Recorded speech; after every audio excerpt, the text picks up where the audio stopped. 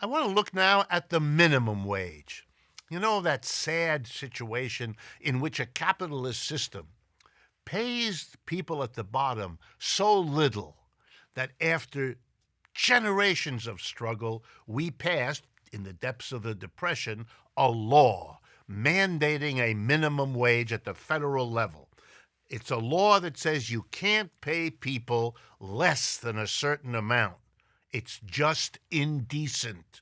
It's like forbidding capitalists to employ children or forbidding capitalists to impose themselves sexually on their workers, etc. The minimum wage. Well, let's look at it. It's a kind of measure of decency in a system. The current minimum wage is $7.25 an hour. That's what it's been since 2009.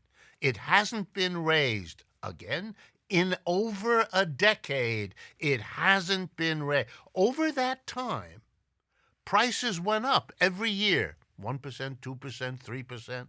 Not a terrible inflation, but you add it up over 10 years, a lot the prices have gone up. But the minimum wage hasn't gone up with them, which means in terms of what the minimum wage can buy, the last 10 years have seen a steady year-by-year decline in what the minimum wage will do for the people, the millions, who depend on it.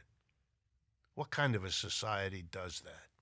A society during which the rich got richer and the minimum wage was allowed to go down. You know when the minimum wage was the highest in terms of what it could afford a person earning it? 1968. I did a calculation. Using today's prices, what would the minimum wage have to have been in 1968 if it could buy what $7.25 can buy today, because that's what the minimum wage is? It would have had to have been $12 an hour, which it wasn't. Wow. We have really shafted the people at the bottom. And that's an achievement of the capitalist system, even with a minimum wage, when you can see how the establishment, having been forced by struggle to create a minimum wage, undermines, eviscerates it in the years afterwards, taking back what they once had been forced to give.